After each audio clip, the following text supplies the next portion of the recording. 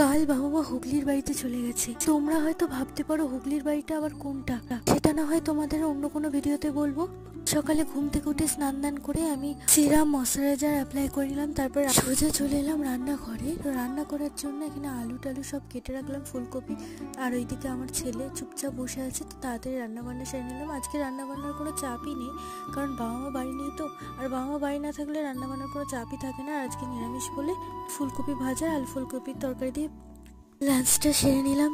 আর এদিকে ঠাকুরের কটা জামা কাপড় ছিল কেচে নিলাম। আর শীতকাল তো চলেই যাচ্ছে, এদিকে সব রোদে টোদে দিয়ে দিচ্ছি, কম্বল লেপ যা যা আছে। আর আমার ছেলে সেখানেও এসে হাজির। সামনে বিয়ে বলে অনেক কাজ, তো এগুলো সব ঝাড় পোছ করে নিচ্ছি বাড়ির সব কিছু।